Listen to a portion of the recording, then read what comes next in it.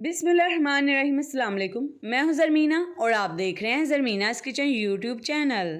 और आज आपके लिए मैं लेकर आई हूँ एक बहुत ही ज़बरदस्त रेमेडी। इसे हम बनाएंगे बिल्कुल देसी चीज़ों के साथ और ये ऑर्गेनिक रेमेडी आपकी बनकर तैयार होगी। तो जी वीडियो को आपने पूरा वॉच करना है ताकि आपको एक एक चीज़ इसमें समझ आ सके। और अगर आप चैनल पर नए हैं तो रेमेडी शुरू करने से पहले चैनल को भी सब्सक्राइब लाजमी कर दें ताकि आपको आने वाली भी हर रेसिपी वक्त पर मिल सके। तो जी रेमेडी बनाने के लिए सबसे पहले हमें चाहिए भुने चने। भुने चने इंसानी जिस्म के लिए बेपनाह ताकत वाली चीज़ है। इसे गोश्त का मुतबादिल भी कहा जाता है। इससे दिमाग को बहुत ज़्यादा तकवीयत मिलती है और जहनी खुश्की भी इससे ख़त्म होती है। तो जी अगर आप स्टूडेंट हैं तो इनका इस्तेमाल लाजमी तौर पर करें, इन्हें ज़रूर खाया करें।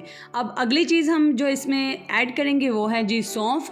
सौंफ का इस्तेमाल नज़र के लिए बेहतरीन है, ये हाजमे के लिए भी बेहतरीन है और दिमागी कमज़ोरी के लिए भी कमाल की होती है। इसका रोज़ाना इस्तेमाल से बाल भी बहुत कम गिरते हैं। तो जी अब अगली चीज़ हम इसमें ऐड करेंगे चार मगज़। चार मगज़ दरअसल ये 4 तरह के बीज होते हैं जिसमें कद्दू के, खरबूजे के, तरबूज के और खीरे के बीज शामिल होते हैं। इन्हें मिक्स कर लिया जाता है तो इसलिए इन्हें 4 मगज़ कहा जाता है। इनमें से अगर आपको एक भी बीज मिल जाए, जैसे कि यहाँ पर मैंने मेलन सीड्स लिए हैं। और साथ ही हम इसमें 2 टेबल स्पून के करीब ऐड कर देंगे बादाम। तो जी बादाम के फ़ायदे से तो हर कोई वाकिफ़ है, ये कितने अहम होते हैं।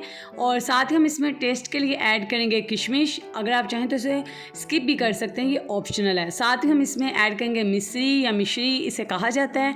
बहुत ही आसानी से पंसारी की दुकान से मिल जाती है और इसका जायका बहुत ही मिठास भरा होता है, यूनिक होता है और केमिकल से पाक होती है।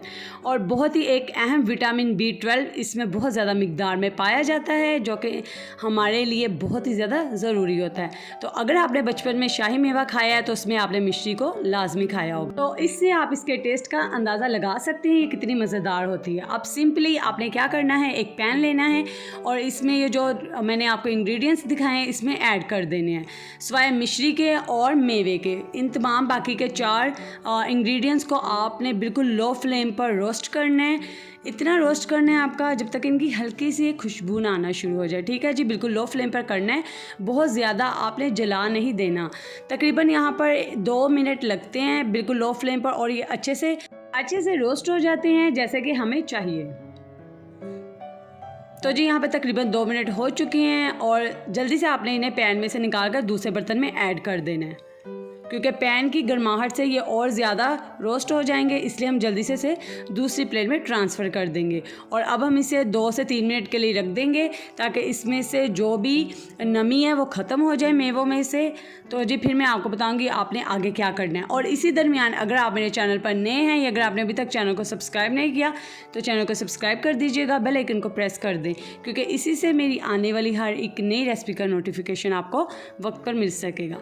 अब आपने एक मिक्सी लेनी है और इसमें ये तमाम चीज़ें ऐड कर देनी है। यहाँ पर मैंने मिश्री का पाउडर बना लिया, उसे कूट लिया थोड़ा सा दरदरा सा ताकि वो आसानी से यहाँ तमाम चीज़ों के साथ ब्लेंड हो सके। और मेवे भी मैंने इसमें ऐड कर दिए हैं। ठीक है जी, और अब आपने इसे बंद करना है और अच्छे से आपने इसका पाउडर तैयार कर लेना है। ये देखें यहाँ पर 3 से 4 मिनट लगते हैं और इसका इन तमाम चीज़ों का अच्छा सा पाउडर तैयार हो जाता है। तो अगर आपने अभी तक वीडियो को लाइक नहीं किया तो वीडियो को लाइक भी लाजमी कर दें और इस रेमेडी को ज़्यादा से ज़्यादा अपने फ्रेंड्स एंड फैमिली मेम्बर्स के साथ शेयर भी लाजमी कर दें ताकि वो भी ये रेमेडी ज़रूर बनाएं। तो जी ये देखें मैं अब आपको दिखाती हूँ, एक दफ़ा इसमें चम्मच ज़रूर चला लें ताकि तमाम चीज़ें यकजान हो जाएँ। ये देखें और इस बात की भी तसल्ली हो जाए कि तमाम चीज़ों का अच्छे से पाउडर यहाँ पर बन चुका है। ये देखें अब हम दोबारा इसे 1 से 2 मिनट के लिए ब्लेंड कर लेंगे। ये देखें तो यहाँ पर हमारा जो पाउडर है बहुत अच्छे से वो तैयार हो चुका है। तो चलें जी अब हम इसे एक प्लेट में निकाल लेते हैं। तो अब आपको मैं बताऊंगी कि आपने इसे स्टोर करके कैसे रखना है, कितने दिनों या महीनों के लिए आप इसे इस्तेमाल कर सकते हैं। तो जी आप इस पाउडर को ना पूरे 1 महीने के लिए इस्तेमाल कर सकते हैं। ठीक है जी, 1 महीने इसकी शेल्फ़ लाइफ है।